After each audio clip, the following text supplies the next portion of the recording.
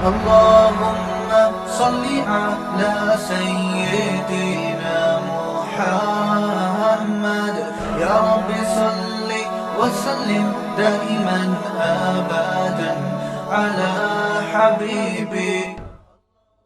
تو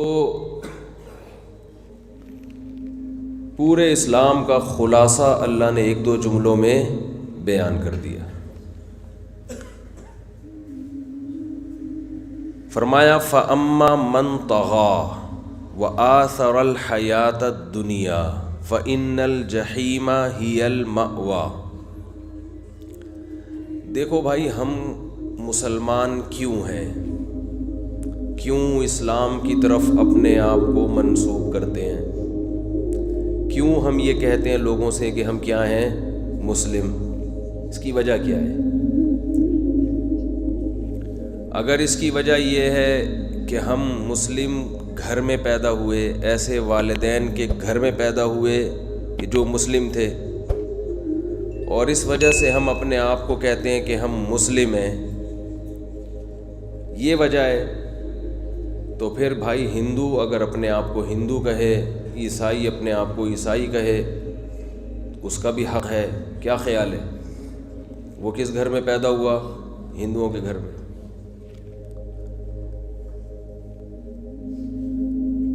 اور اگر ہم اپنے آپ کو مسلمان اس لیے کہتے ہیں کہ اسلام کے کچھ بنیادی عقیدے ہیں، آپ بھی انہی عقیدوں کو مانتے ہو، چاہے اس لیے کہ آپ کے والدین مانتے تھے یا اس لیے کہ آپ کا اپنی تحقیق ہے، تو پھر آپ نظریاتی مسلمان ہو. کیونکہ اسلام کہتے ہیں پہلا اس بات کو ماننا کہ اس کائنات کو کسی نے بنایا ہے. یہ کائنات خود بخود، بولو بھائی، نہیں بنی. جس نے بنایا ہے اس کے سوا کسی کی عبادت جائز نہیں ہے. یہ نظریہ ہے اگر آپ کا، تو مسلمان ہو گئے. پھر اتنا بھی کافی نہیں ہے. اس کے سوا کوئی عبادت کے لائق نہیں، اور پھر اس نے اپنے بندوں کی ہدایت کے لیے لاکھوں ہزاروں پیغمبر دنیا میں بھیجے. یہ بھی ماننا پڑے گا آپ کو. اگر آپ صرف یہ کہتے ہو کہ اس کائنات کو کسی نے بنایا اور وہ اکیلا ہے، آگے یہ نہیں مانتے کہ اس نے اپنے بندوں کی ہدایت کے لیے پیغمبر بھیجے، تو بھی آپ اپنے آپ کو مسلم. بولنے پر گورنمنٹ نے پابندی نہیں لگائی نا، تو جملہ مکمل کرنا ہے. یعنی اللہ کو بھی مانتے ہو، اللہ کو ایک بھی مانتے ہو، اتنا بھی کافی تو بول لینا نہیں ہے. بہت سے لوگ خاموش بیٹھے ہوئے ہیں. اتنا کافی نہیں ہے. بہت سے سائنسدان ایسے ہیں جو مانتے ہیں کہ اس کائنات کو کسی نے بنایا، اور جس نے بنایا وہ کیا ہے؟ تنہا ہے، اکیلا ہے، لیکن اس سے وہ مسلم نہیں بن جاتے. یہ ماننا پڑے گا کہ اس اللہ نے اپنے بندوں کی ہدایت کے لیے بہت سے پیغمبروں کو بھیجا. کتنی باتیں ہو گئی بھائی؟ نمبر لگائیں. 3 باتیں. پہلا، اس کائنات کو کسی نے بنایا ہے، خود سے نہیں بنی. بنانے والا اکیلا ہے، اس کے ساتھ کوئی شریک نہیں ہے. بنانے والے نے بہت سے پیغمبروں کو اپنے بندوں کی ہدایت کے لیے بھیجا. ایسا نہیں ہے کہ بنا کے اپنے بندوں کو ان کے حال پر چھوڑ دیا. ایسا نہیں ہے کہ بنا جو مرضی کرو.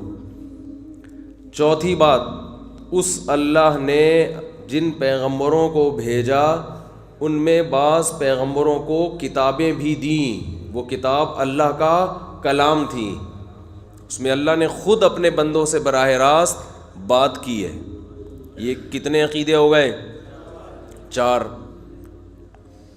اور ان کتابوں میں جو مشہور کتابیں ہیں وہ کتنی ہیں؟ 4. تورات، حضرت، بولیں بھائی کس پہ نازل ہوئی؟ لو بھائی، موسیٰ علیہ السلام پر قرآن میں اللہ نے ذکر کیا. تو ہمارا ایمان ہے کہ موسیٰ کلیم اللہ تھے. کوہ طور پر ان کو نبوت ملی، اللہ براہ راست ان سے ہم کلام ہوتا تھا، اور اللہ نے ان کو بنی اسرائیل کی طرف پیغمبر بنا کر بھیجا، اور ان کو جو کتاب دی وہ ہدایت کی کتاب تھی، اور اس کا نام کیا تھا؟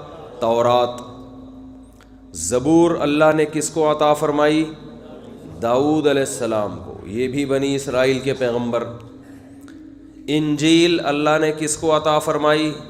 حضرت عیسیٰ علیہ السلام کو، یہ بھی اللہ کے سچے پیغمبر، بغیر باپ کے پیدا کیا اللہ نے اپنی قدرت سے۔ اور چوتھی کتاب قرآن، یہ کس پر نازل ہوئی؟ محمد صلی اللہ علیہ وسلم پر۔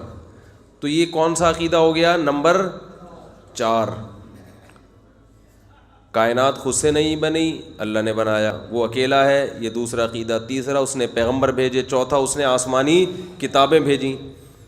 پانچواں عقیدہ، پیغمبروں کا سلسلہ محمد صلی اللہ علیہ وسلم پہ اس نے ختم کر دیا۔ آپ کے بعد کوئی نبی نہیں ہے۔ اگر کوئی کہتا آئے گا تو وہ کچھ بھی ہو سکتا ہے، مسلم نہیں ہو سکتی ہے۔ میں کیوں بتا رہا ہوں؟ آپ کہوں گے ہم کو اسلام پڑھانے آئے ہیں مفتی صاحب، یہ تو سب کو پتہ ہے۔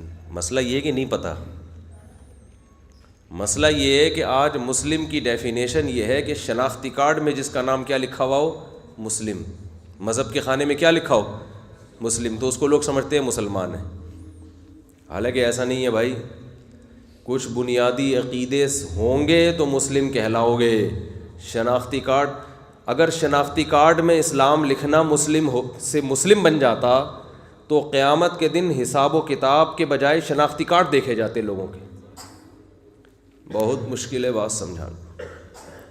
قیامت کے دن فرشتوں کا کام ہو جاتا بہت آسان۔ بھائی نادرا کے وہ لے کے بیٹھے ہوتے مشین، حساب و کتاب ہو رہا ہوتا، لائن لگا، بھائی انگوٹھا لگا، بھائی انگوٹھا لگا، شناختی کارڈ سامنے آ جاتا ہے نا۔ شناختی کارڈ میں مذہب کا خانہ دیکھتے اسلام لکھا ہوا ہے، چل جا جنت میں۔ اور انگوٹھا لگا کے فرشتوں نے چیک کیا اسلام نہیں لکھا ہوا، کدھر جانا ہے؟ چل بھائی ادھر جا، تو آسان ہو جاتا نا کام۔ تو اس سے پتہ، حالانکہ ایسا قیامت میں بولو نہیں ہوگا۔ اس سے پتہ چلتا ہے کہ بھائی کچھ عقیدے ہیں، کچھ اعمال ہیں جو اختیار کرنے پڑیں گے تو آپ کیا بنو گے؟ مسلم۔ اگر وہ عقیدے نہیں ہیں تو جو مرضی کرتے رہو، دنیا آپ کو مسلم کہہ دے گی، شناختی کارڈ میں مسلم لکھا ہوگا، مگر اللہ کی نظر میں آپ مسلم نہیں بنو گے۔ یہاں تک بات سمجھ میں آ گئی ہے کہ نہیں آئی ہے؟ مجھے لگ رہا ہے کچھ لوگوں کی سمجھ میں نہیں آ رہی ہے۔ اچھا، اب دیکھو، کچھ چیزیں تو سبھی مانتے ہیں اس میں۔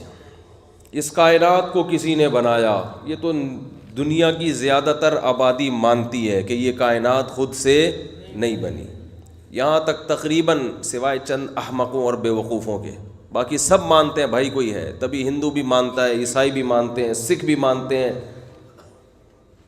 یہودی بھی مانتے ہیں، پارسی بھی مانتے ہیں، سب مانتے ہیں۔ مسئلہ یہاں آ کے کھڑا ہوتا ہے کہ اچھا یہ بھی سب مانتے ہیں کہ وہ ایک ہے، اس کے ساتھ کوئی شریک نہیں ہے۔ آپ عیسائیوں سے پوچھو کہ خدا کتنے ہیں، وہ کیا جواب دیں گے؟ ایک۔ ہندوؤں سے پوچھو کہ جو حقیقی بھگوان ہے اس کی تعداد کتنی ہے، وہ کیا کہیں گے؟ ایک۔ وہ کہتے ہیں سچی مچی کا بھگوان بس ایک ہی ہے، باقی پھر بھگوانوں کے مختلف ریٹ مارکیٹ میں، کہ جو بتوں کے بنے ہوئے بھگوان ہیں وہ پھر ہول سیل کے حساب سے مارکیٹ میں بک رہے ہیں۔ تھائی لینڈ میں گیا تھا، وہاں بھگوان کی بڑی مارکیٹ تھی، اس میں کیونکہ وہاں کے بھگوان ذرا پائیدار ہوتے ہیں، جیسے ہوتا ہے نا بھائی چیزیں مختلف جگہوں کی پائیدار ہوتی ہیں نا۔ اب گاڑی جاپان کی لوگے پائیدار ہوگی، پاکستانی گاڑی اتنی مزیدار نہیں ہوتی، تو ایسے ہی تھائی لینڈ میں بھگوان کی بہت بڑی مارکیٹ ہے، تو وہ ذرا پائیدار بھگوان ہوتے ہیں، اور 4 بھگوان پہ ایک فری بھی ملتا ہے وہاں پہ، تو اس لیے زیادہ تر امپورٹ بھگوان کہاں سے ہوتے ہیں؟ تھائی لینڈ سے بھگوان۔ میں تو گیا ہوں مارکیٹ میں، میں نے دیکھا ہے۔ تو پھر وہ جو بھگوان ہیں ان کے، وہ اس میں جو مختلف قسم کے کاموں کے لیے مختلف قسم کے بھگوان استعمال ہوتے ہیں۔ خیر وہ ان کا مذہب ہے، ہمیں اس سے کیا لینا دینا۔ تو یہ سب مانتے ہیں کہ حقیقی بھگوان کتنے ہیں؟ ایک۔ عیسائی بھی مانتے ہیں حقیقی خدا کتنے ہیں؟ ایک، ہر ایک سے وَلَئِن سَأَلْتَهُم مَّنْ خَلَقَ السَّمَاوَاتِ وَالْأَرْضَ لَيَقُولُنَّ اللَّهُ، حتیٰ کہ مکہ کے مشرکین جو 360 بتوں کو پوجتے تھے، جب ان سے پوچھا جاتا کہ اس کائنات کو کس نے بنایا، وہ کہتے تھے صرف اللہ نے۔ یہ بت اللہ اس کائنات کو بنانے میں اللہ کے ساتھ شریک نہیں تھے، ان کو پتا تھا ان کو تو ہم نے اپنے ہاتھوں سے بنایا ہے، یہ کیسے بنا سکتے ہیں؟ تو اتنی کھوپڑی ان مشرکین میں بھی تھی، تو وہ اس کو مانتے تھے کہ خدا کتنے ہیں؟ ایک۔ اب سوال یہ پیدا ہوتا ہے کہ جب وہ بھی ایک خدا کو مانتے تھے، مسلمان بھی ایک خدا کو مانتے تھے، تو پھڈا کس بات کا؟ پھر جھگڑا کس بات کا ہو گیا؟ اصل تو اسلام کی بنیادی دعوت کیا ہے؟ توحید ہے نا۔ نبی صلی اللہ علیہ وسلم نے جب دعوت دی ہے مشرکین مکہ کو، تو نماز روزے کی بات تو بہت بعد میں جا کے کی ہے نا۔ اصل جو پھڈا کھڑا ہوا تھا، جھگڑا کھڑا ہوا تھا، وہ کیا ہے؟ قولوا لا الہ الا اللہ، عبادت معبود صرف کتنے ہیں؟ ایک معبود ہے، اس پر جھگڑا کھڑا ہو گیا نا۔ ابو لہب نے کہا تبا لک یا محمد صلی اللہ علیہ وسلم، اے محمد آپ کے ہاتھ معاذ اللہ ٹوٹ جائیں۔ اسی پہ قرآن کی آیت نازل ہوئی تبت یدا ابی لہب، ابو لہب کے ہاتھ ٹوٹ جائیں۔ تو سوال یہ پیدا ہوتا ہے کہ جب ابو لہب کا بھی ایک خدا تھا، اور آپ صلی اللہ علیہ وسلم نے جو پہلی دعوت دی ان کو جمع کر کے احد کے وہ جو پہاڑ ہے مکہ مکرمہ کا، صفا پہ کھڑے ہو کر، تو اس میں آپ صلی اللہ علیہ وسلم نے بھی ایک خدا کی بات کی، تو پھر جھگڑا کس بات کا ہوا؟ سوال سمجھ میں آئے گا تو جواب سمجھ میں آئے گا بھائی، اگر سوال ہی سمجھ میں نہیں آ رہا تو پھر جواب سمجھ میں نہیں آئے گا۔ تو وہ بھی کہہ رہے تھے ایک خدا ہے، آپ صلی اللہ علیہ وسلم نے بھی فرمایا کہ اللہ کے سوا کوئی معبود نہیں ہے، تو پھر جھگڑا کیا ہوگا بھائی؟ قرآن خود کہتے ہیں ان سے پوچھو کہ خدا کتنے ہیں، کائنات کو بنانے والے کتنے ہیں، تو یہ بھی کہتے تھے ایک، اور آپ نے بھی کیا فرمایا؟ ایک۔ تو پھر جھگڑا کس بات کا ہے بھائی؟ دو آدمی لڑ رہے ہوں ہوٹل پہ جا کے نا، سفر میں تھے، کھانا کیا کھانا ہے انہوں نے، ایک کہہ رہے بریانی کھانی ہے، آج ہوٹل میں ہم کیا کھائیں گے؟ بریانی کا آرڈر کرو۔ دوسرا کہہ رہے نہیں بریانی کھانی ہے، ایک کہہ رہے نہیں تیری بات نہیں چلے گی، کیا کھانا ہے؟ بریانی کھانی ہے۔ دوسرا کہتا ہے نہیں میں تیری نہیں مانوں گا، بلکہ آرڈر پہ کھانے پہ کیا منگوانا ہے؟ بریانی۔ تو تیسرا جا کے بولے گا بھائی جب تم دونوں کا ہی موڈ بریانی کا ہے تو پھڈا کس بات کا ہے؟ اب وہ کہنے لگے اصل میں اس کا مسئلہ یہ ہے کہ یہ بریانی منگوا رہا ہے، تمہارا کیا مسئلہ ہے؟ میرا مسئلہ یہ کہ میں بریانی منگوا رہا ہوں۔ تو یہ پاگل ہو جائے گا کہ نہیں ہو جائے گا تیسرا آدمی جو آیا ہے بھائی؟ تو جھگڑے کے لیے ضروری ہے کہ دونوں جھگڑے کرنے والوں کا دعویٰ الگ الگ ہو۔ ایک کہہ رہا ہے بریانی چاہیے تو دوسرا کیا کہہ رہا ہے؟ نہاری چاہیے۔ بریانی نہاری یہاں پنجاب میں نہیں چلتی ہے، نہیں، یہاں بریانی نہاری کا لوگوں کو پتہ نہیں ہے۔ جس کو آپ بریانی کہتے ہو وہ اللہ کی قسم بریانی نہیں ہے، ہم کراچی والوں سے پوچھ لو، آپ اس کو بریانی مت کہو، یہ بریانی کے ساتھ توہین ہے۔ کئی دفعہ پنجاب میں ایسا ہوا ہے مفتی صاحب آج آپ کو کراچی والی بریانی کھلاتے ہیں، جب ہم نے کھائی ہم نے کہا یار اللہ کا واسطہ بریانی کی جو ڈکشنری میں تعریف لکھی ہوئی ہے اس کو چینج، بولو بھائی بس جو چلتی ہے پھر اس کو وہ والا نام دو جو چلتی ہے، اس کو بریانی مت کہو۔ دیکھو ہم کراچی کے ہیں، بریانی کے نام پہ مذاق برداشت نہیں کرتے، صحیح ہے نا؟ بریانی اور نہاری کے نام پہ ہمیں مذاق برداشت نہیں ہے۔ خیر یہ مذاق کی بات ہے، اس کو سیریس نہ لیں۔ تو یہ تو میں درمیان میں تھوڑا سا آپ کو فریش رکھنے کے لیے نا، تاکہ جو بات دماغ میں اتارنا چاہ رہا ہوں وہ اتر جائے۔ تو اب خوب سمجھو کہ نبی صلی اللہ علیہ وسلم نے مشرکین مکہ سے کہا لا الہ الا اللہ، اللہ کے سوا کوئی معبود نہیں ہے۔ وہ مانتے تھے کہ ایک اللہ ہے، اللہ کے لفظ سے بھی واقف، اللہ کی ذات سے بھی واقف، اللہ کی صفات سے بھی واقف۔ وہ مانتے تھے اس کائنات کو بنانے والا ایک ہے، لیکن معبود ایک ہے یہ نہیں مانتے تھے۔ وہ معبود میں اور گاڈ میں فرق ہے۔ گاڈ سب کے نزدیک ایک ہے, معبود سب کے نزدیک ایک نہیں ہے. کیوں؟ معبود کی ڈیفینیشن کیا ہے, اس کو خوب اچھی طرح سمجھیں. معبود کہتے ہیں جس کی عبادت کی جائے, جس کی عبادت. مشرکین یہ کہتے تھے اور آج بھی کہتے ہیں کہ عبادت اللہ کے علاوہ بھی کسی کی ہو سکتی ہے, اگرچہ اس کائنات کا بنانے والا ایک اللہ ہے, ایک گاڈ ہے. ہندو کہتے ہیں نا بھگوان صرف ایک ہے, لیکن عبادت ان پتھروں کے بنے ہوئے بتوں کی بھی کرتے ہیں وہ. تو اللہ نے بتایا کہ عبادت کے لائق صرف اور صرف ایک ہی ذات ہے, اس کے علاوہ کسی کی عبادت کرنے کی تمہیں اجازت نہیں ہے. تو ہزاروں دفعہ ایک خدا کہتے رہو, یہ توحید اللہ کی نظر میں قبول نہیں ہے. میں سمجھا پا رہا ہوں اپنی بات؟ اب مسئلہ آ جائے گا کہ جیسے مشرکین اپنے آپ کو توحید پرست کہتے ہیں, عیسائی اپنے آپ کو کیا کہتے ہیں؟ ہم توحید پرست ہیں. عیسائی اپنے آپ کو مشرک نہیں کہتے, وہ کہتے ہیں تورات میں انجیل میں توحید کا حکم ہے, تو ہم بھی کیا ہیں؟ توحید پرست. ان سے کہو بھائی عیسیٰ علیہ السلام کی عبادت کیوں کرتے ہو؟ کہہ رہے ہم کب کرتے ہیں عبادت, ہم تو ایک خدا کو مانتے ہیں جو آسمانوں پر ہے, عرش پر ہے, بس اس کو مانتے ہیں, اس کے علاوہ ہم کسی کو خدا نہیں مانتے.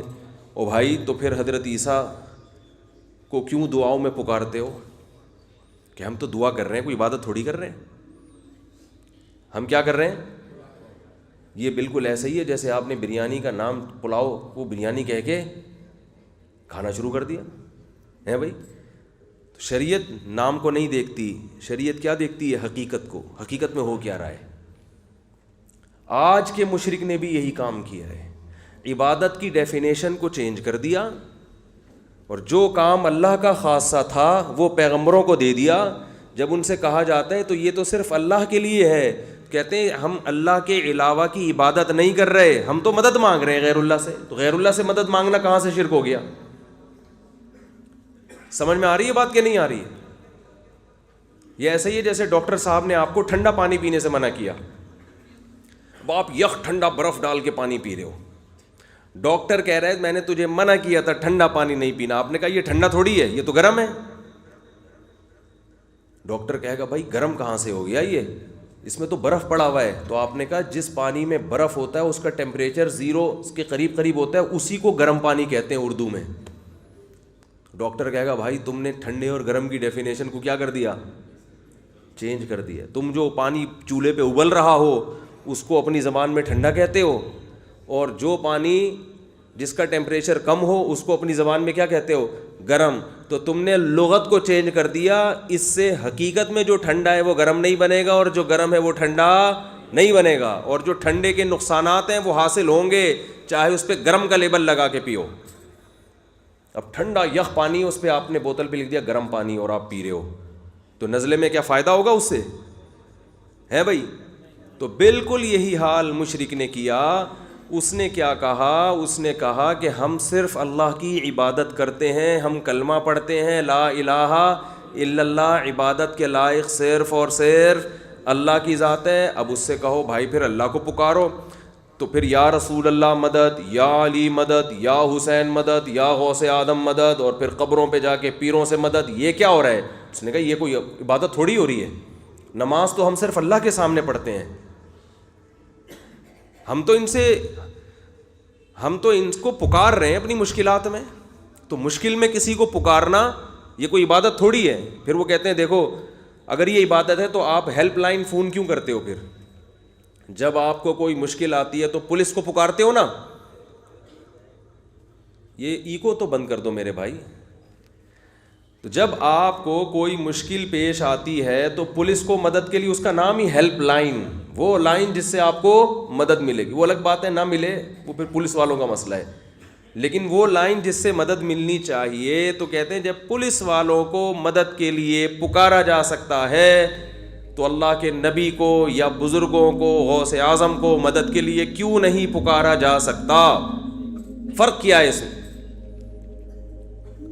میں سمجھا پا رہا ہوں اپنی بات؟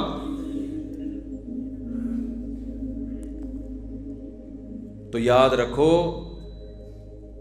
اللہ تعالی کو جو پکارا جاتا ہے یا پیغمبروں کو جو پکارا جاتا ہے وہ پکار الگ نوعیت کی ہے، پولیس کو جو پکارا جاتا ہے وہ پکار الگ قسم کی ہے. دونوں پکار میں فرق ہے. ایک پکار عبادت ہے، دوسری عبادت نہیں ہے. جب ہم کسی کو پکارتے ہیں اسباب کے درجے میں اور وہ ہمارا کام کرتا ہے اسباب کے درجے میں، کوئی لاجک ہوتی ہے اس کی، تو یہ پکار جائز ہے. اس کو دعا نہیں کہا جاتا، یہ جائز پکار ہے. مثلا میں آپ سے کہتا ہوں پانی پلاؤ، مجھے پیاس لگ رہی ہے، تو میں نے پیاس میں کس سے مدد طلب کی؟ آپ سے. کیا مطلب؟ اب آپ ٹانگوں سے چل کے جاؤ گے، اب آپ نلکا کھولو گے، پانی گلاس میں نیچے گرے گا، پھر آپ چلتے ہوئے واپس آؤ گے. تو یہ سارے کام اسباب کے دائرے میں ہو رہے ہیں. وہ اسباب جو اللہ نے زمین میں جو نظام بنایا ہوا ہے نا، اس نظام کے تحت ہو رہے ہیں، سسٹم کے تحت ہو رہے ہیں. تو جو مدد اس سسٹم کے تحت ہوگی اس مدد کو دعا نہیں کہا جاتا، اور جو مدد اس سسٹم سے ہٹ کر ہوگی اس کو کیا کہا جاتا ہے؟ دعا، بغیر سبب کے. یہ صرف کس سے جائز ہے؟ اللہ سے جائز ہے.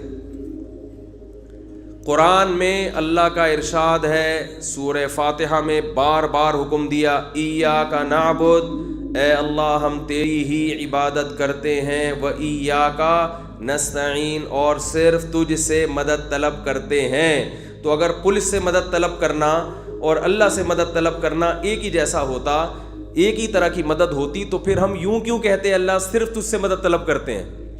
اس سے پتہ چلتا ہے کہ جو اللہ سے مدد طلب کی جاتی ہے وہ اور قسم کی ہے، اور پولیس سے جو مدد طلب کی جاتی ہے وہ الگ قسم کی ہے. یہ دو قسموں میں فرق کرنا ضروری ہے. آج کے مشرکین نے دونوں قسموں کو گڑبڑ کر دیا ہے اور شرک کے دروازے کھول دیے ہیں. تو ایک مدد ہوتی ہے اسباب کے تحت. آپ بیمار تھے، ڈاکٹر کے پاس گئے، شادی ہو گئی، 10 سال ہو گئے، اولاد نہیں ہو رہی، حکیم کے پاس جاتے ہیں نا کہ بھئی اولاد چاہیے. کیا مطلب؟ اسباب کے تحت وہ کوئی طاقت کی دوا دے گا جس سے اولاد کے جرثومے بڑھ جائیں گے، عورت میں بانجھ پن ہے اس کا علاج کرے گا. یہ چیزیں جو اللہ نے دنیا میں اسباب پیدا کیے ان کے تحت ہیں کہ نہیں ہیں؟ یہی وجہ ہے کہ اسباب سے ہٹ کے وہ آپ کی مدد نہیں کرے گا. مثال کے طور آپ 90 سال کے ہو گئے اور آپ کی بیگم کی عمر 99 سال، بلکہ آپ کو 99 کر لیتا ہوں، بیگم کو 90 پہ لے آتا ہوں، پھر مثال صحیح بنے گی نا. آپ ہو گئے 99 کے اور بیگم ہو گئی 90 سال کی، اولاد نہیں ہو رہی. اب آپ حکیم کے پاس جاؤ، بھائی اولاد نہیں ہو رہی، کوئی دوا مل جائے گی؟ حکیم کہے گا میں خدا بولو نہیں، بڑھاپے میں کوئی دوا کام نہیں آتی. ڈاکٹر کے پاس گئے، ڈاکٹر صاحب میری عمر 99 سال ہے اور بیگم صاحبہ کی عمر 90 سال ہے، بانجھ ہے، وہ ویسے بھی بانجھ ہے اور اب بوڑھی بھی ہو، اتنی عمر میں تو بانجھ نہیں بھی ہو تو بھی نہیں ہوتی اولاد. تو ڈاکٹر صاحب کوئی ایسی کوئی دوا کھلا دیں کہ ہمارے ہاں کیا ہو جائے؟ اولاد ہو جائے. ڈاکٹر کیا کہے گا؟ بھائی میں بھگوان بولو نا نہیں ہوں، میں خدا نہیں ہوں، میں کوئی اللہ تھوڑی ہوں. بھائی یہ پاسبل ہی نہیں ہے، ممکن ہی نہیں ہے. جو دنیا میں اللہ نے اسباب پیدا کیے ان کے تحت بڑھاپے میں اولاد ممکن نہیں ہے. لیکن حضرت زکریا علیہ الصلاۃ والسلام اللہ کی چوکھٹ کو کھٹکھٹایا اور کیا فرمایا؟ واشتعل الرأس شیبا، اے اللہ انی وہن العظم منی، اے اللہ میری ہڈیاں کمزور ہو چکی ہیں. واشتعل الرأس شیبا، سر کے بال سفیدی میں ایسے بھڑک رہے ہیں جیسے آگ بھڑکتی ہے. ایک تو بال سفید ہوتے ہیں نا تھوڑے ملے جلے، ایک ہوتا ہے بالکل جب ایسے سفید ہوتے ہیں کہ آنکھیں ٹکانا مشکل ہو جاتا ہے ان کے اوپر. یہ مکمل بڑھاپا جب آتا ہے. واشتعل الرأس شیبا، بڑھاپے میں سر کے بال بالکل سفید. وامرأتی عاقر، اور میری بیوی بانجھ بھی ہے، بڈھی بھی ہے. ولم اکن بدعائک ربی شقیا، اے اللہ لیکن تیری رحمت سے نا امید نہیں ہوں. اب اس موقع پر حضرت زکریا علیہ السلام جو مدد طلب کر رہے ہیں، یہ والی مدد طلب کرنا یہ دعا کہلاتا ہے، کیونکہ یہ اسباب کے تحت نہیں آتی. ایسے موقع پہ اگر کوئی کسی حکیم سے جا کے کہے گا کہ مجھے اولاد دے دو، تو پہلے اس سے مطلب پوچھا جائے گا. کیا مطلب؟ کوئی دوا مانگ رہے؟ کہہ رہے ہیں نہیں, دوا کے ذریعے تو ممکن نہیں ہے, اس حکیم کو کچھ ایسی طاقتیں ملی ہوئی ہیں کہ بس یہ یوں کرے گا اولاد ہو جائے گی. اس کا مطلب یہ اس حکیم کو خدا کا شریک سمجھتا ہے, یہ اس سے دعا مانگ کر اس کی عبادت کر رہا ہے. بہت مشکل ہے بات سمجھانا بھائی, بہت مشکل. دیکھو عبادت کسے کہتے ہیں؟ عبادت کہتے ہیں کہ کسی کی تعظیم میں کسی کی ایسی تعظیم کرنا یہ سمجھ کے کہ یہ جس کی میں تعظیم کر رہا ہوں نا, یہ اسباب سے ہٹ کر مجھے نقصان بھی پہنچا سکتا ہے اور مجھے نفع بھی پہنچا سکتا ہے. عبادت کہا جاتا ہے. اس تعظیم کو کیا کہا جاتا ہے؟ عبادت. مثال کے طور پر دیکھو, آپ اپنے والد کے سامنے دو زانوں بیٹھو آپ تمیز سے, یہ عمل عبادت کہلائے گا؟ نہیں. یہ تعظیم تو ہے لیکن عبادت نہیں ہے. لیکن اتحیات میں ہم دو زانوں اللہ کے سامنے اسی انداز سے بیٹھتے ہیں, یہ ایسی تعظیم ہے جو کیا ہے؟ عبادت ہے. یہی عمل اللہ کے سامنے عبادت کہلائے گا, ابا کے سامنے صرف ادب تمیز. سمجھ رہے؟ نماز میں جو ہم سجدہ کرتے ہیں یہ سجدہ صرف تعظیم نہیں ہے, ایسی تعظیم جس میں عبادت کا عنصر ہے.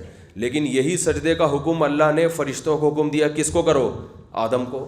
یوسف علیہ السلام کے بھائیوں نے کس کو کیا؟ یوسف علیہ السلام کو کیا نا.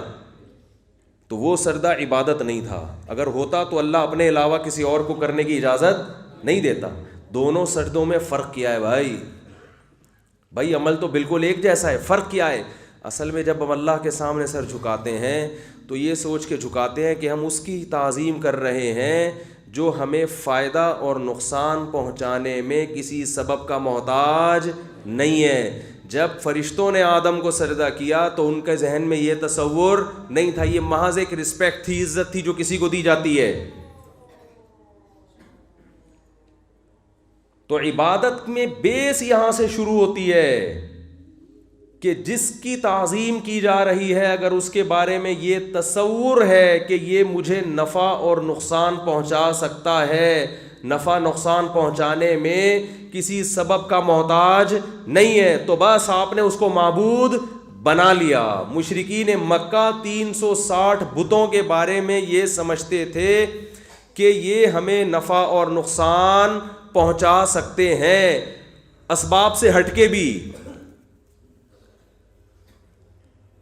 بات آ رہی ہے سمجھ میں؟ لیکن اب آج کے مشرک نے کس میں گڑبڑ کر دی.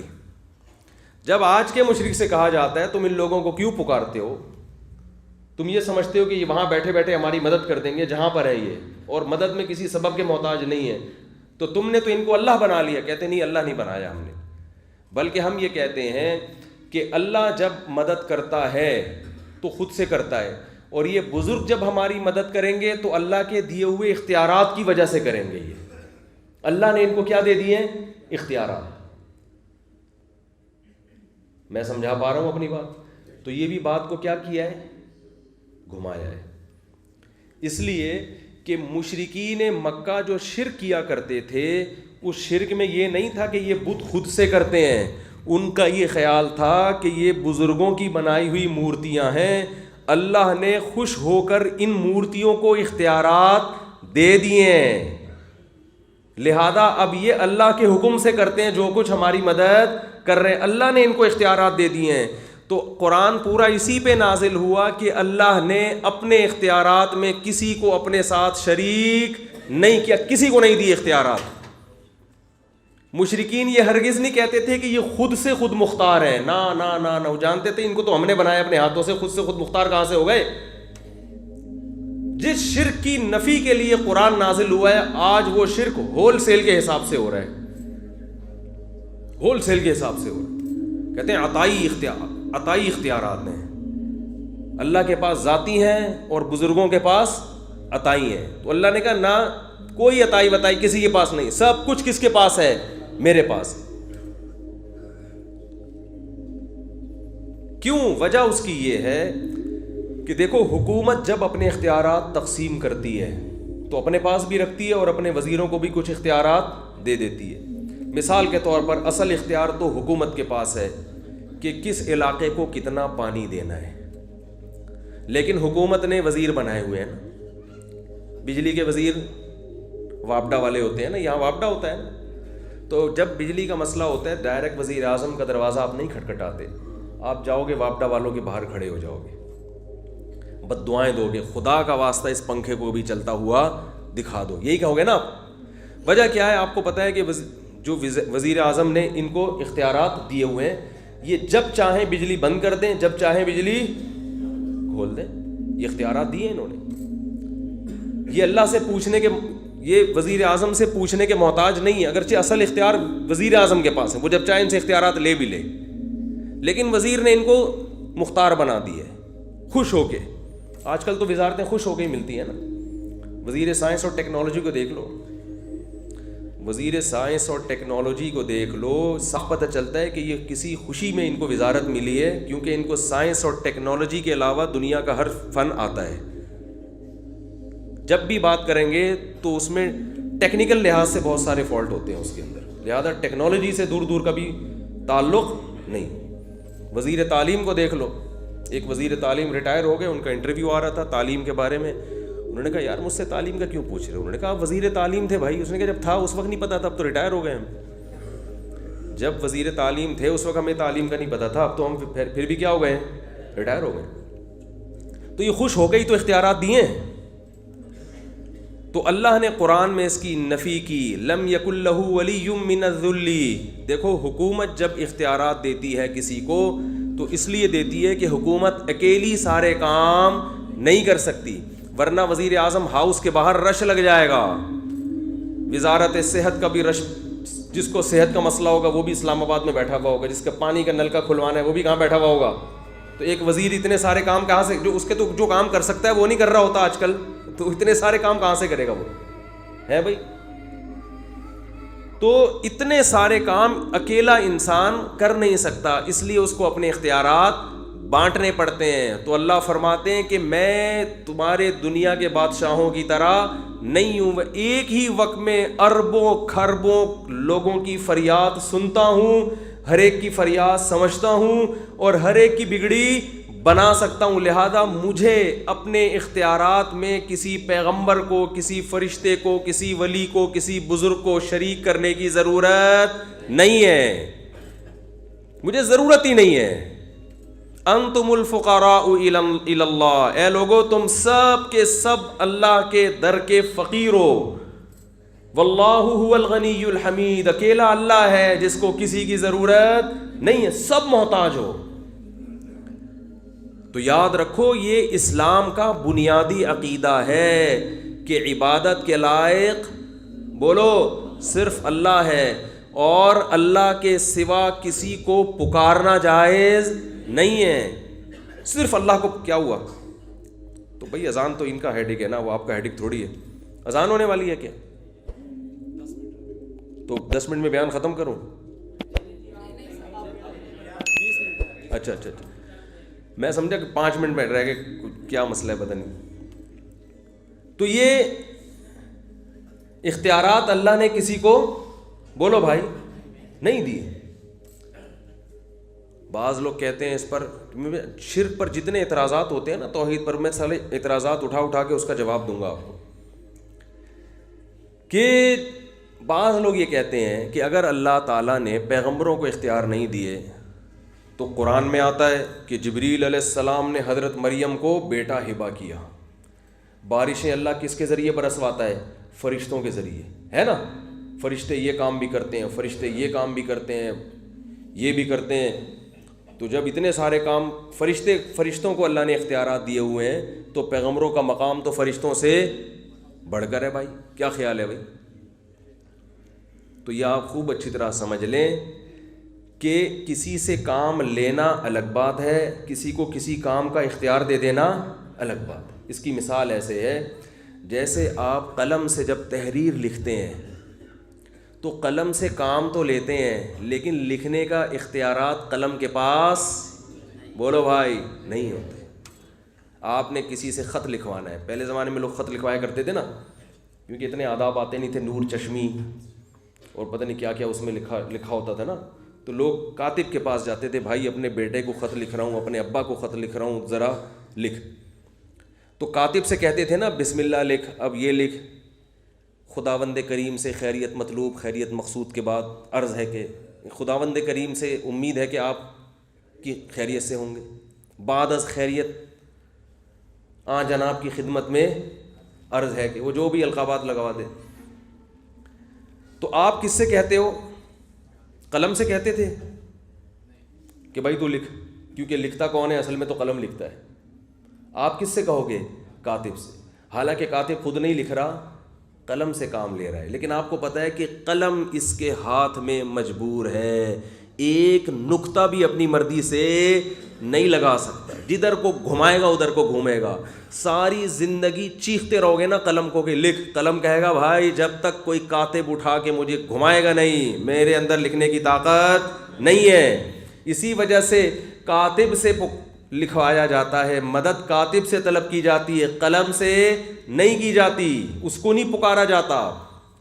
تو اللہ تعالیٰ نے اس کائنات میں بہت سارے کام اپنے فرشتوں سے لیے ہیں اور لیتا ہے, لیکن وہ ایسے جیسے فرشتے ایسے اللہ کے ہاتھ میں مجبور ہوتے ہیں جیسے قلم کس کے ہاتھ میں؟ کاتب کے ہاتھ میں. ایسے فرشتوں پر اللہ کا کنٹرول ہے, جدھر کو چاہے گھما دیں اللہ, اس حکم دیتے ہیں جا بھائی موت کے فرشتے کہتے ہیں اس کی جا کے موت روح قبض کر کے لے آ. اب یہ نہیں کہہ سکتے کہ موت کے فرشتے کو اختیار ہے جب چاہے آپ کو موت دے دے, جب چاہے آپ کو حیات دے دے, وہ نہیں دے سکتا. وہ ریموٹ کنٹرول کی طرح جائے گا, جس کو مارنا ہوگا اس کو مار کے آ جائے گا. یہی وجہ ہے کہ زندگی موت کے فرشتے سے نہیں مانگی جاتی. کس سے مانگی جاتی ہے؟ اللہ سے. آپ یہ نہیں کہتے اے موت کے فرشتے تو نکل جائے یہاں سے, کیا خیال ہے؟ کہتے ہو؟ بھائی اللہ سے دعا مانگتے ہو, کیونکہ فرشتہ تو اللہ کے ہاں مجبور ہے.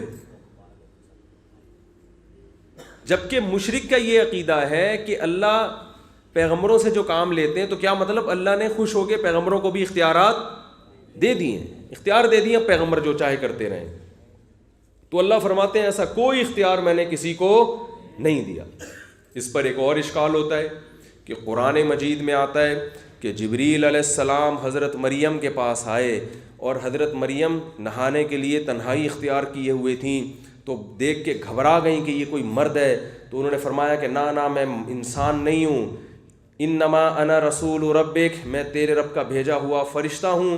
لِأَهَبَ لَكِ غُلَامًا زَكِيًّا, میں اس لیے آیا ہوں تاکہ تجھے ایک پاکیزہ بچہ گفٹ میں دے دوں, ہبہ کر دوں. تو آج کے مشرکین یہ کہتے ہیں کہ جب فرشتے کو یہ اختیار ہے کہ وہ بچہ کسی کو گفٹ کر دے تو پیغمبر کو یہ اختیارات کیوں نہیں ہیں؟ وہ تو فرشتوں سے بھی اونچے ہیں, لہذا وہ بھی دے سکتے ہیں, اور بابے بھی دے سکتے ہیں, اور پیر و مرشد بھی دے سکتا ہے. سمجھا پا رہا ہوں اپنی بات؟ اس کا جواب سمجھیں اچھی طرح سے. دیکھو قرآن مجید میں بعض دفعہ کسی شے کی طرف نسبت ہوتی ہے مجازی, حقیقی نسبت نہیں ہوتی ہے. کوئی ذریعہ بن جائے نا, اس کی طرف بھی نسبت کر دی جاتی ہے. میں اس کی ایک مثال دیتا ہوں لوگوں کو. آپ جب دعوت میں جاتے ہو, آپ کہتے ہو کوئی آپ سے پوچھا آپ نے کیا کھایا, آپ کہا بھائی میں تو پلاؤ کی 3 پلیٹیں کھا گیا. کیا کھا گیا؟ تو کھانے کی نسبت آپ پلیٹوں کی طرف کر رہے ہو, حالانکہ پلیٹیں آپ اگر کھاؤ گے تو آئندہ کوئی آپ کو دعوت میں کبھی بھی نہیں بلائے گا, بولے گا بندہ تو پوری پلیٹیں غائب کر دیتا ہے یار. کوئی پوچھ رہا ہوتا ہے کتنی ڈشیں کھائی, بھائی میں تو صرف 2 ڈشیں کھائی میں نے. تو سوال پیدا ہوتا ہے ڈش کیسے کھا گیا تو مراد ڈش نہیں ہوتی, بلکہ ڈش کے اندر جو چاول ہوتے ہیں وہ ہوتے ہیں. 1 پلیٹ بریانی ہوتی ہے, پلاؤ ہوتی ہے, پلاؤ کھا گیا. لیکن پلاؤ اور اس پلیٹ کا گہرا رشتہ ہے, تو مجازن نسبت کر دی جاتی ہے کس کی طرف؟ پلیٹ کی طرف. آپ کہتے ہو یار میری گاڑی پنچر ہو گئی ہے, میں بھی تھوڑی دیر میں آؤں. گاڑی تھوڑی پنچر ہوئی, گاڑی کا ٹائر پنچر ہوا ہے نا, تو ٹائر کو بیچ سے ہٹا کے درمیان نسبت کدھر کر دی؟ گاڑی کی طرف. تو ایسے ہی بعض دفعہ مجازی طور پر پیغمبر یا فرشتے کی طرف نسبت کر دی جاتی ہے. جبریل نے پھونک ماری, ہرگز جبریل نے اولاد نہیں دی. جبریل کو اللہ نے کسی کو اولاد دینے کا اختیار دیا ہی نہیں ہے. اللہ کے پاس ہے اختیار. اللہ نے جبریل سے کہا جا کے پھونک مارو, میں اپنی طاقت اور قدرت سے حمل ٹھہرا دوں گا, اپنی طاقت اور قدرت سے حمل ٹھہرا دوں گا. تو یہ اللہ کا کام تھا. مجازن نسبت کس کی طرف کی گئی ہے؟ جبریل کی طرف. مجازن، حقیقت نہیں ہوتا ایسے.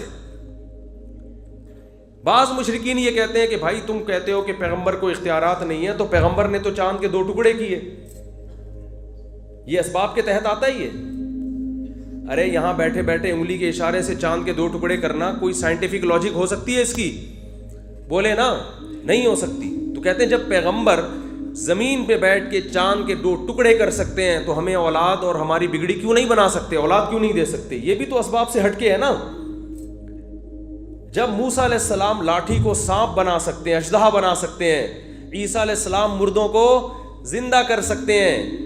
عیسائی یہ کہتے ہیں کہ حضرت عیسیٰ کو تم بھی مانتے ہو کہ مردوں کو زندہ کر دیتے تھے، کوڑ کے مریض کے ہاتھ پھیرتے اس کو شفا مل جاتی، پیدائشی نابینا کی آنکھوں پہ ہاتھ رکھتے اس کی بینائی واپس لوٹ جاتی.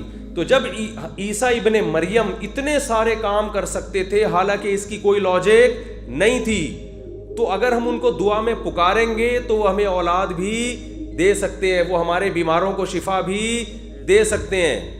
یہ سوال سمجھ میں آ رہا ہے کہ نہیں آ رہا ہے؟ اس کے جواب دے کے بس میں بیان ختم کرتا ہوں تاکہ عقیدہ تو کم از کم درست ہو جائے نا. اس کا جواب یہ ہے کہ یاد رکھو پیغمبر کا وہ عمل جس کو ہم معجزہ کہتے ہیں، وہ پیغمبر کا اپنا عمل تصرف نہیں ہوتا، وہ خالصتاً کس کا عمل ہوتا ہے؟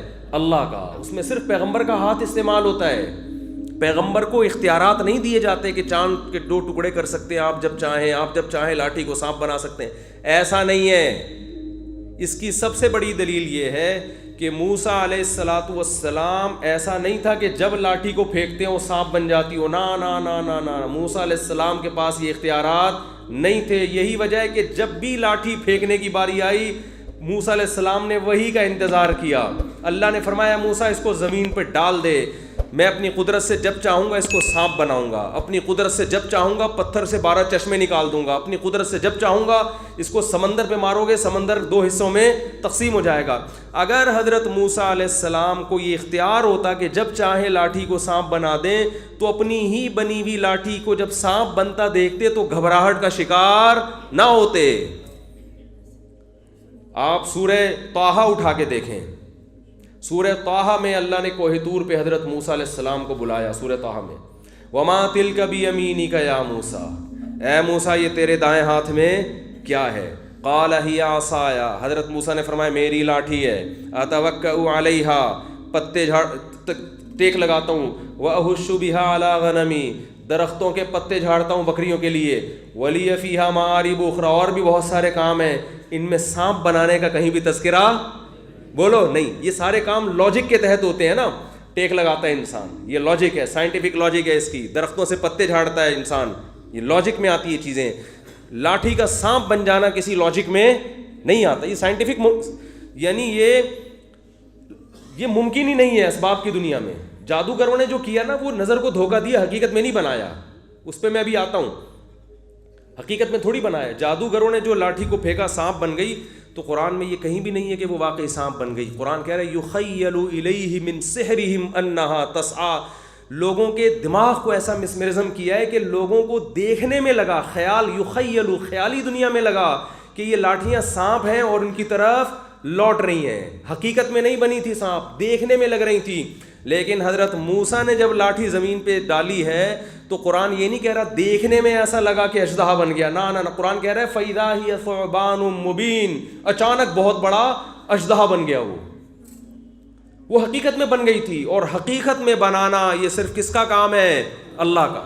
تو موسیٰ علیہ السلام نے جب لاٹھی کے بارے میں اللہ کو بتایا کہ اس سے پتے جھاڑتا ہوں، یہ کرتا ہوں، وہ کرتا ہوں، تو اللہ نے فرمایا القھا یا موسیٰ، اے موسیٰ ذرا اسے زمین پہ ڈال. اگر اختیارات ہوتے تو حضرت موسیٰ کہتے اللہ مجھے پتہ ہے میں جب چاہوں لاٹھی کو کیا بنا سکتا ہوں؟ سانپ. اللہ نے فرمایا ڈال زمین پہ. حضرت موسیٰ نے زمین پہ ڈالا ہے. فَإِذَا هِيَ حَيَّةٌ تَسْعَىٰ، سانپ بن کے دوڑنے لگی. حضرت موسیٰ علیہ السلام خوف سے بھاگے.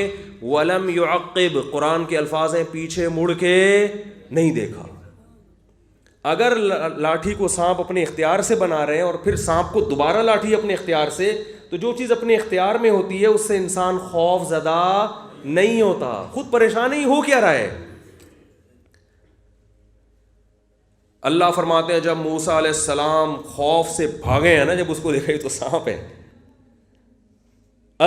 قال یا موسیٰ, اللہ فرماتے ہیں ہم نے موسیٰ سے کہا اقبل ولا تخف, موسیٰ واپس پلٹ, اے موسیٰ واپس پلٹ, ولا تخف خوف مت کر, سنعیدها سیرتها الاولی, اس سانپ کو تو پکڑے گا ہم اسے اپنی پرانی حالت پہ واپس لوٹا دیں گے. یہ نہیں کہ تجھے ہم اختیارات دے رہے ہیں کہ اب جب چاہے اس کو سانپ بنا دے اور جب چاہے اس کو کیا بنا دے, لاٹھی بنا دے. ہم اس کو دوبارہ اپنی پرانی حالت پر لے آئیں گے, وہی لاٹھی بن جائے گی جس سے تو بکریوں کے پتے جھاڑتا ہے. آپ کہہ سکتے ہیں کہ یہ تو فرسٹ ٹائم تھا نا, یہ تو پہلی دفعہ ایسا ہو رہا تھا, تو اس وقت موسیٰ علیہ السلام کو نہیں پتا تھا اللہ نے اختیارات دیے ہیں. ہو سکتا ہے اس وقت پہلی دفعہ اللہ نے یہ ٹریننگ کروا دی, اب حضرت موسیٰ کو پتہ چل گیا کہ اب میرے پاس یہ رائٹ, مجھے یہ رائٹ ہے کہ اب میں جب چاہوں گا اپنی مرضی سے لاٹھی کو کیا بناؤں گا, سانپ بناؤں گا, اور جب چاہوں گا سانپ کو دوبارہ کیا بنا دوں گا, لاٹھی. تو یہ اس لیے غلط ہے کہ آئندہ جب کبھی لاٹھی کو سانپ بننا ہوا ہے, حضرت موسیٰ علیہ السلام نے اللہ کی پرمیشن کا انتظار, وہی کا انتظار. جادوگروں کا مقابلہ ہو رہا ہے, کئی دفعہ حضرت موسیٰ لاٹھی کو سانپ بنتا دیکھ چکے ہیں. فرعون کے پاس گئے, زمین پہ ڈالا, لاٹھی سانپ بن گئی. بہت دفعہ یہ معجزہ ہوا ہے. اس کے باوجود جب جادوگروں سے مقابلہ ہو رہا ہے, قرآن کے الفاظ ہیں ادھر ہزاروں جادوگر, اور انہوں نے لاٹھیاں زمین پہ ڈالی, وہ ہزاروں سانپ بن کر حضرت موسیٰ کی طرف دوڑنے لگیں. یہاں حضرت موسیٰ لاٹھی لے کے کھڑے ہوئے اکیلے, اور آپ کے ساتھ حضرت ہارون. قرآن کہہ رہے فاوجس فی نفسہ خیفۃ موسیٰ, یہاں بھی موسیٰ کے دل میں کیا ہوا, خوف. یہ میرا ہوگا کیا, اتنے سارے سانپ میرے پہ حملہ کریں گے, میں تو بچوں گا ہی نہیں, میں تو ہار گیا مقابلہ. بھائی اگر اختیارات ہوتے تو کہتے کوئی بات نہیں, میرے پاس تو یہ بڑا زبردست سجدہ ہے, میں تو جب چاہوں گا بنا دوں گا. نا نا نا نا نا نا. قرآن کہہ رہے قلنا لا تخف, یہاں بھی اللہ نے فرمایا موسیٰ گھبرا مت, انک انت الاعلی, آج مقابلہ تو جیتے گا. والقی ما فی یمینک, تیرے دائیں ہاتھ میں جو لاٹھی ہے نا اس کو کیا کر دے, زمین پہ ڈال دے. تلقف ما صنعوا, جتنا جادو ہے نا یہ ایک نوالے میں یہ سانپ کیا, تیرا جو سانپ ہے یہ کیا کرے گا, نگل لے گا اس کو. تو بھائی معجزہ پیغمبر کے اختیار میں نہیں ہوتا, خالصتاً کس کا عمل ہے, یہ اللہ کا. اور کرامت جو بزرگوں کی ہے یہ بھی بزرگ کے اختیار میں نہیں ہوتی, یہ بھی خالص کس کا عمل ہے, اللہ کا ہے. کسی بزرگ کی کرامت دیکھ کر آپ اس بزرگ سے مانگنا شروع کر دیں تو یہ جہالت ہے, اس لیے کہ وہ بزرگ کا اپنا عمل نہیں ہے, وہ کس کا عمل ہے, اللہ کا. اللہ جب چاہتا ہے کسی بزرگ کے ہاتھ پہ کوئی کرامت ظاہر کر دیتا ہے, اور جب چاہتا ہے نہیں کرتا. یہ تو اللہ کا اختیار ہے. تو مانگنا کس سے ہے بھائی, اللہ سے. جیسے قلم کو اختیار نہیں ہے نقطہ لگانے کا بھی, لیکن قلم سے نقطے لگ رہے ہوتے ہیں, الف با تا اے بی سی ڈی بن رہا ہوتا ہے. اس کے باوجود آج تک کوئی بے وقوف کبھی قلم کو نہیں پکارتا, ہمیشہ کاتب سے مدد طلب کی جاتی ہے. تو پیغمبروں کے معجزے دیکھ کر یا ولیوں اور بزرگوں کی کرامتیں دیکھ کر ان بزرگوں سے مانگنا شروع کر دینا, ان پیغمبروں سے مانگنا شروع کر دینا, یہ ایسے ہی حماقت کا کام ہے جیسے آپ کسی کمپوزر کو دیکھو کہ کمپیوٹر پہ ٹائپ کر رہا ہے تو آپ نے کمپوزر کے بجائے کمپیوٹر سے مطالبات کرنا شروع کر دی. کمپیوٹر کے پاس گیا, یار بھائی تو میرے لیے ایک خط تو لکھ دے. کمپیوٹر کہے گا بھائی کی بورڈ نکال, بٹن دبا, جو بٹن دبائے گا وہ لکھ کے سامنے بولو آ جائے گا. تو میرے بھائی اب توحید سمجھ میں آ رہی ہے, سمجھ میں آ رہا ہے کہ اللہ کے علاوہ عبادت کا مطلب کیا ہے. کسی کو پکارنا اپنی حاجات میں یہ عبادت ہے, اور یہ صرف کس کے ساتھ جائز ہے, اللہ کے. تبھی قرآن میں جگہ جگہ ہے وَمَن يَدْعُ مَعَ اللَّهِ إِلَٰهًا آخر, جو اللہ کے ساتھ کسی کو پکارے گا, جو اللہ کے ساتھ کسی کو پکارے گا فَإِنَّمَا حِسَابُهُ عِندَ رَبِّهِ, اس کا حساب کس کے ذمے ہے, اللہ کے ذمے. اللہ نے یہ نہیں کہا کہ جو اللہ کے سوا کسی کو پکارے گا, نا نا نا نا نا. مشرکین اللہ کے ساتھ پکارتے ہیں, اللہ کے علاوہ نہیں پکارتے. جتنے دنیا میں مشرک پائے جاتے ہیں اللہ کو بھی پکارتے ہیں اور اللہ کے علاوہ کو بھی پکارتے ہیں. اللہ کہتے ہیں کہ مجھے ہی پکارا جائے گا, میرے علاوہ اور میرے سوا کا آپشن تمہارے پاس نہیں ہے. تبھی قرآن میں جو سورہ فاتحہ میں ہم پڑھتے ہیں ایاک نعبد اے اللہ صرف تیری عبادت کرتے ہیں، وَإِيَّاكَ نَسْتَعِينُ، تجھ ہی سے مدد طلب کرتے ہیں۔